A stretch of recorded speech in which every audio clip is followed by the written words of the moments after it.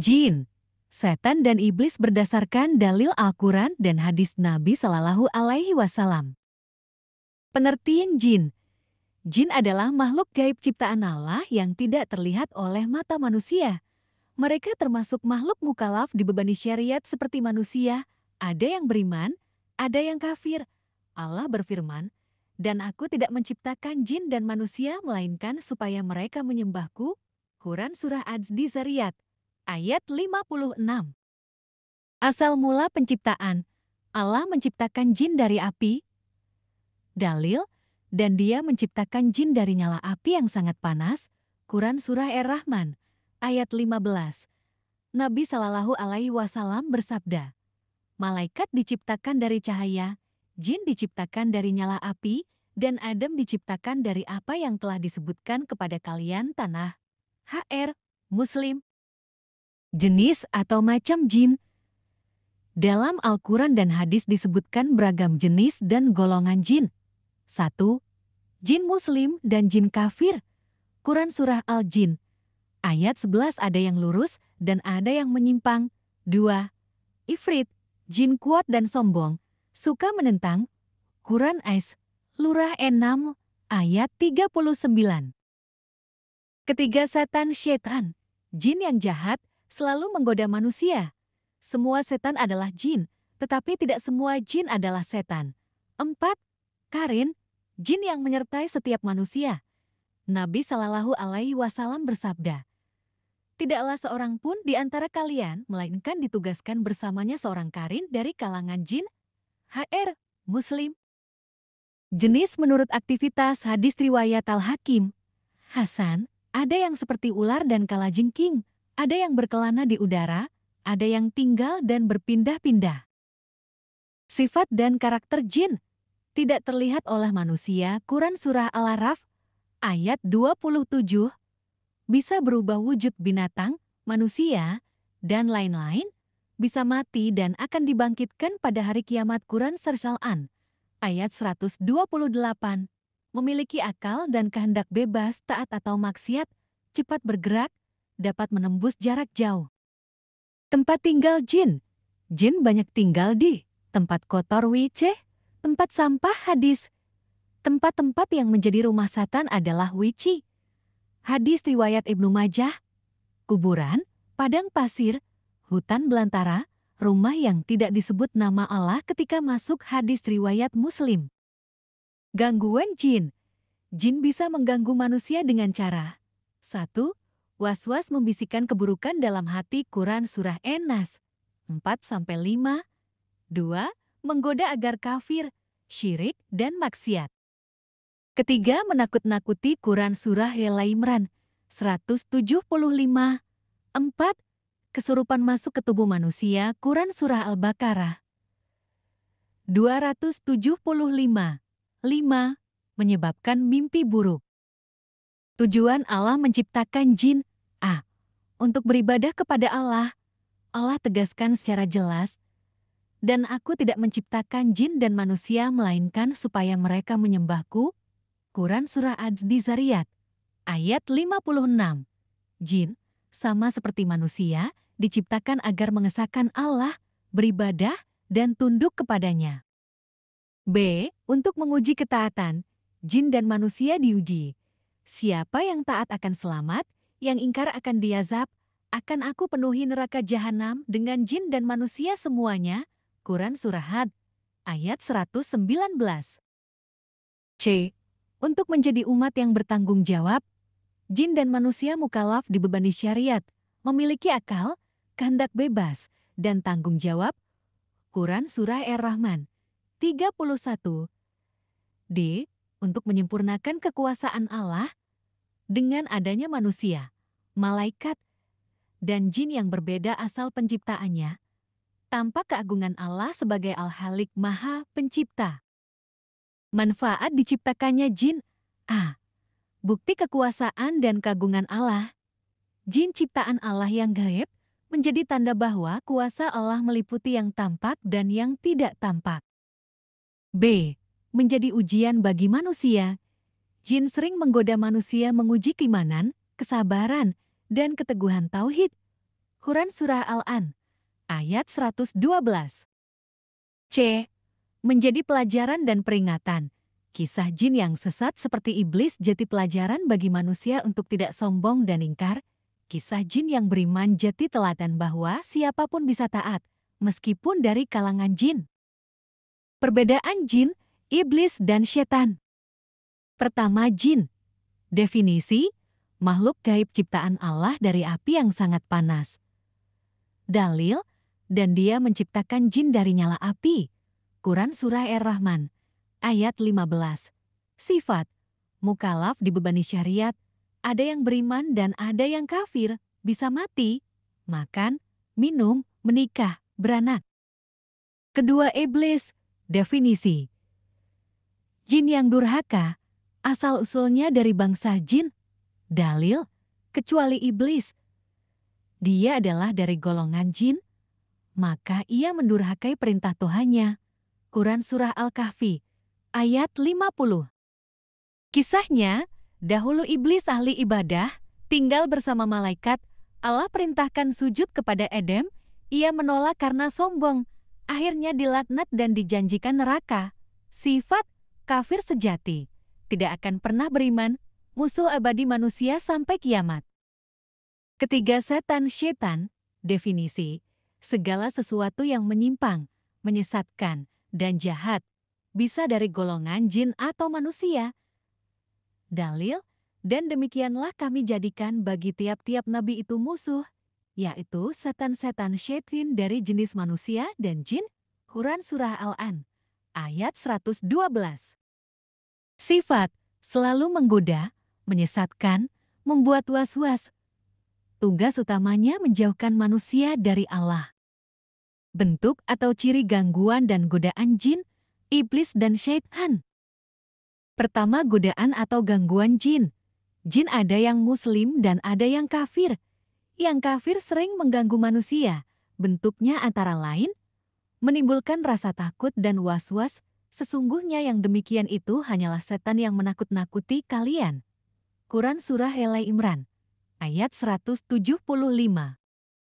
Mengganggu tidur, mimpi buruk, mimpi menakutkan.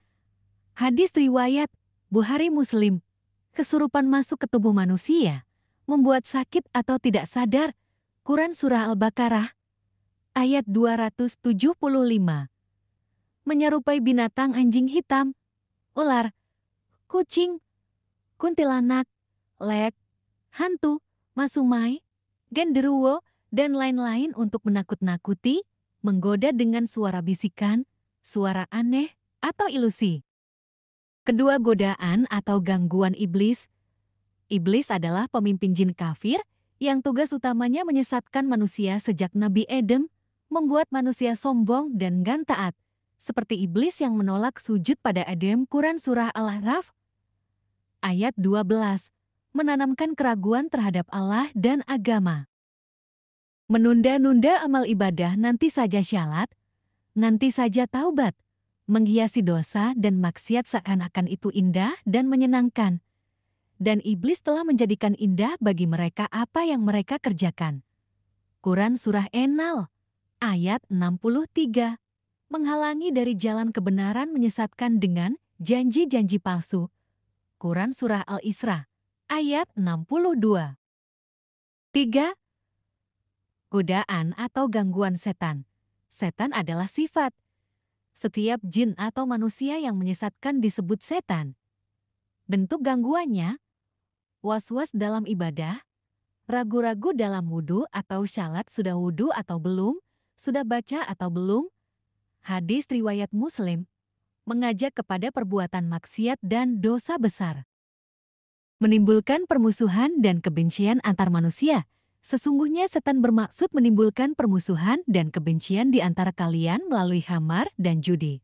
Quran Surah Al-Maidah, ayat 91, menghiasi syirik dan bidah agar manusia tersesat, menyibukkan dengan hal sia-sia hingga lalai dari dizikir, menimbulkan was-was dalam hati, pikiran kotor, negatif, buruk sangka.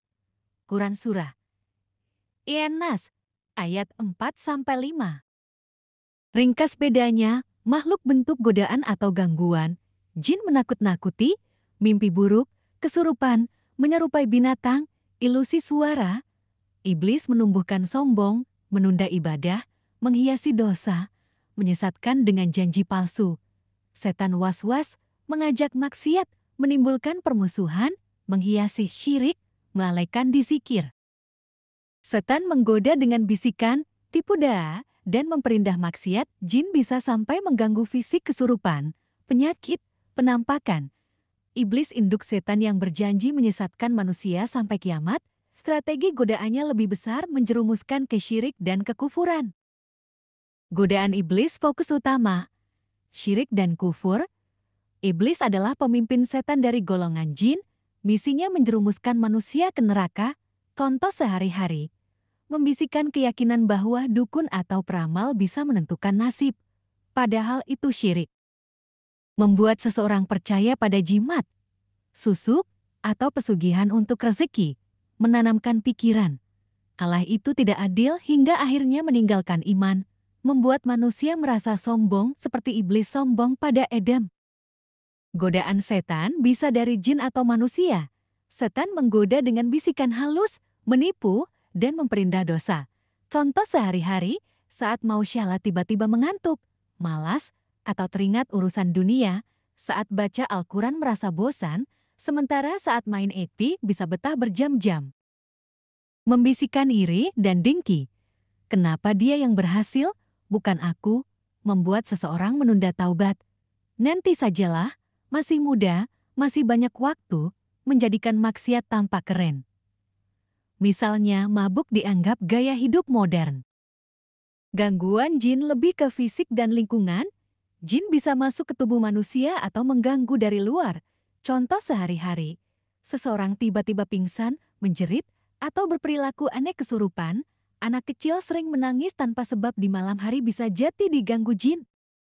Rumah terasa seram, sering terdengar suara aneh, mimpi buruk berulang, penyakit yang tidak terdeteksi medis, tapi membaik setelah diruqyah. Jin Karin membisikkan hal-hal jelek, misalnya, jangan bantu dia, nanti kamu rugi. Iblis fokus menjerumuskan ke syirik dan kekufuran. Setan menggoda dengan hawa nafsu, dosa, malas, was-was, dan tipu daya. Jin bisa menakut-nakuti, masuk ke tubuh, menyebabkan gangguan nyata pada manusia.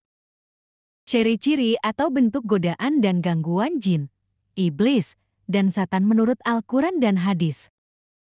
Pertama, godaan atau gangguan setan umum, bisa dari jin atau manusia.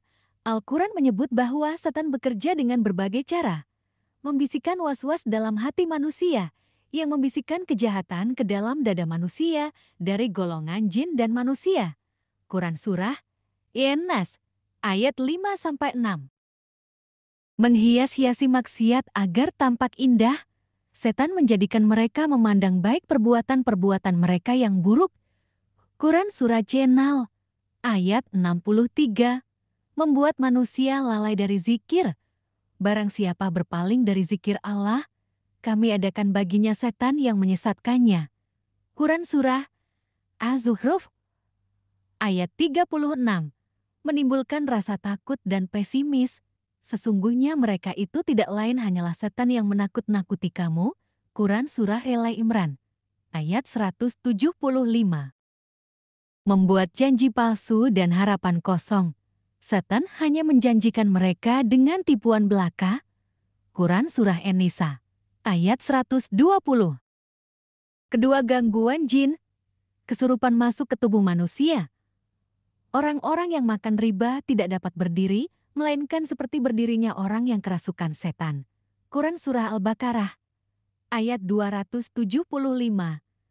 Mengganggu dalam bentuk penampakan menyerupai binatang, manusia, atau bayangan menakutkan. Mengganggu saat tidur, mimpi buruk, mimpi jatuh, atau rasa tercekik. Mengganggu di tempat kotor kamar mandi, kuburan, hutan. Menimbulkan penyakit tertentu. Sebagian ulama menyebut penyakit aneh yang tidak terdeteksi medis bisa jadi akibat jin. Ketiga, godaan iblis, pemimpin setan dari golongan jin. Iblis lebih spesifik, membangkang dari awal penciptaan menolak sujud pada Adam. Quran Surah Al-A'raf 11-12 bersumpah menyesatkan keturunan Adam. Aku benar-benar akan menyesatkan mereka semua, kecuali hamba-hambamu yang ikhlas. Quran Surah Syad ayat 82-83.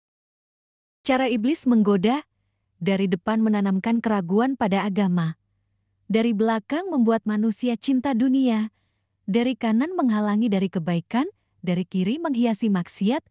Quran Surah Al-A'raf ayat 16-17. Cara berlindung dari gangguan jin, setan dan iblis.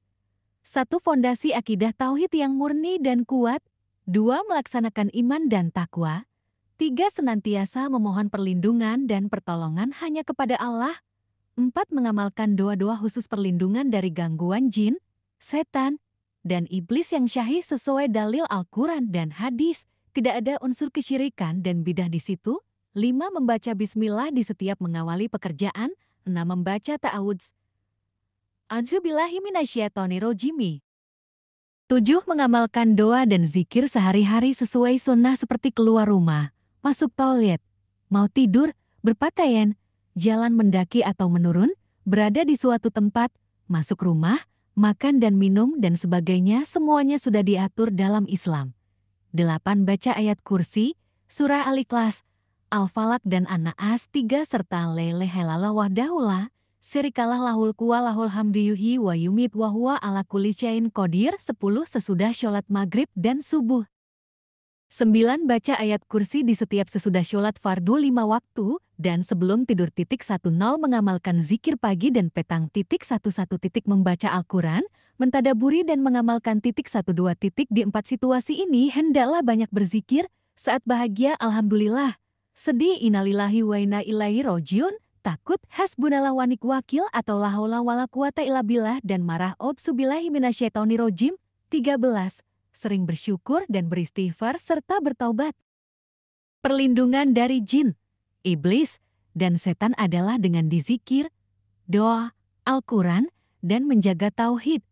Rumah yang sering dipakai dizikir dan syalat akan terang bercahaya bagi malaikat, dan gelap gulita bagi setan.